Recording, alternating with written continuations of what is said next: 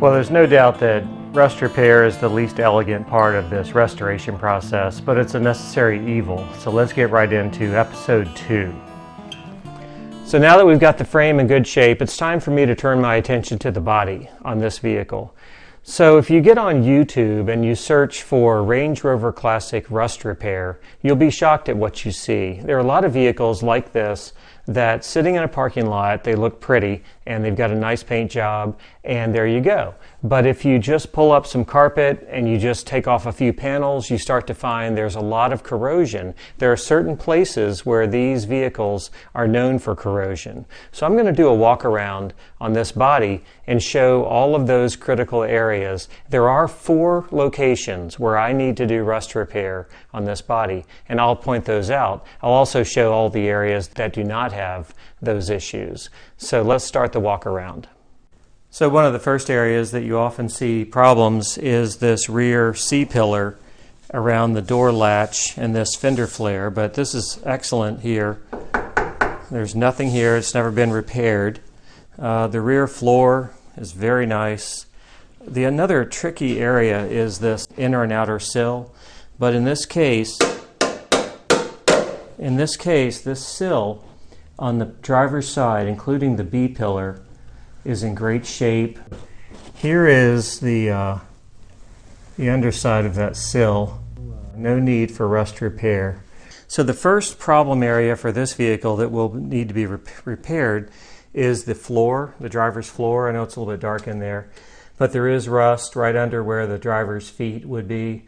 So I bought this new panel that I will stitch weld into that location. Another area that's often a problem is the inner fender area. You often see those corroded and needing to be torn out and replaced, but not on this vehicle.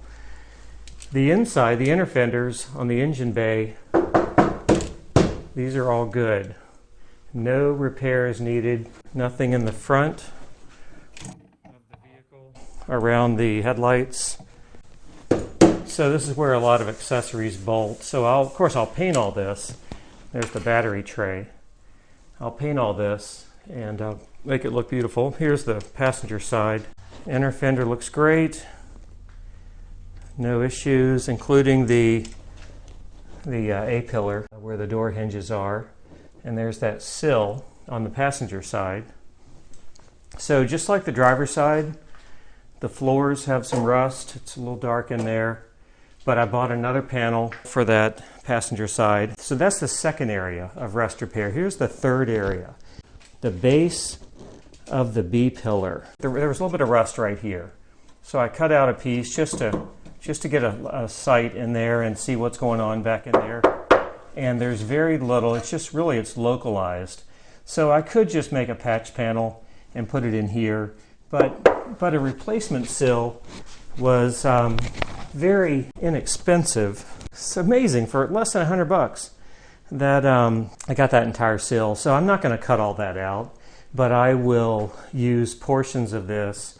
I'll find where the rust ends, and then it'll just be in that local area. The C-pillar on the passenger side is not a problem. So this is all good. You know, the body panels are aluminum on these vehicles, like the doors and the rear quarters and front fenders. They have no corrosion. I've just got them in storage. So if you come around the back, there's often a problem with the rear cross member, which is this member right here. But this rear cross member is in really good shape. That's nothing there. And it looks good underneath as well. But there is some rust in the floor right here at the back. So if you see right here, and then it's good until over here, and there's a little bit right here. So I'll cut out this rusted area. This is all solid here. I'll cut out and patch in a new piece here and here. And there's a little spot right here. So otherwise, that floor is in great shape. It does not all need to come out. Oh, and the wheel well, the spare tire area is all good. This has never been repaired. This is all factory seam sealer. Same with over here where the subwoofer is.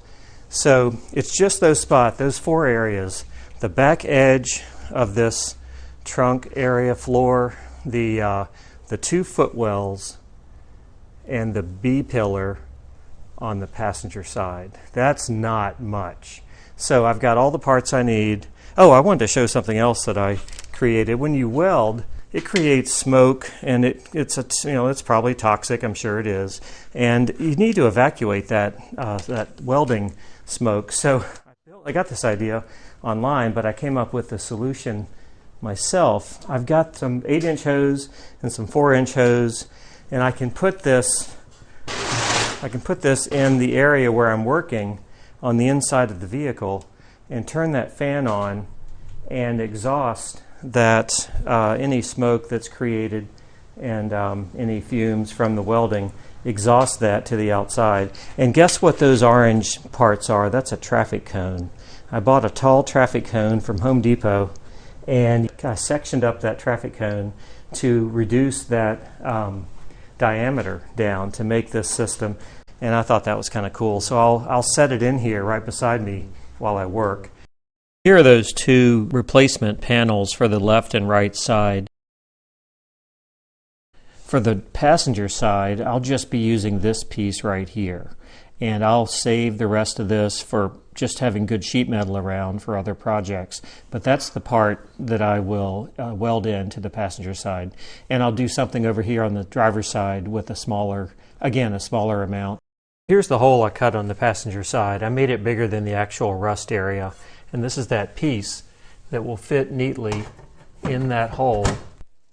Son of a that will fit neatly in that hole, and I'll weld that in place and then do all the seam sealer and everything to make it a factory result. I'll use an angle grinder to clean up those beads before painting it black, but of course all this will be below sound deadening material and carpeting, so nobody will ever see it. But moving on to the sill, I cut out that outer piece of the sill, and as you remember, I bought that larger replacement sill. This is the part I cut out from that larger piece, and I made it bigger than I needed to, but it guaranteed a good product.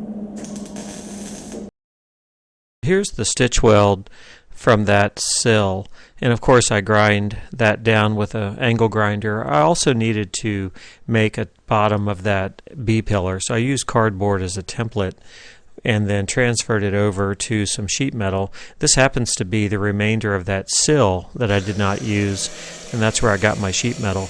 Then I stitch welded that piece together. Here it is before it's painted, and it's a perfect fit there at the bottom of that pillar. And just like everything else, first I tack weld the piece in place and then finish welding the rest of it and grind it down and paint it. And there it is. Here's the finished product of that sill repair. It looks really nice, very strong. And then moving around to the back of the vehicle, this is the floor of the trunk area, but you get the point. I'm not going to go through all this with as much detail, so I'll fix the floor in the back, and then I'll go around to the final place, which is the driver's side footwell, and then that will end the rust repair for the vehicle, and I can move on to other things. Well, I thought I'd end this episode 2 while sitting in my donor vehicle, and check out this vintage car phone that was in this vehicle. It's hardwired to the car. Brings back memories from the 80s and 90s. So yeah, the rust repair is all done. I'm glad that phase is behind me. I'm moving on to bodywork. In the next episode will be all about bodywork and primer.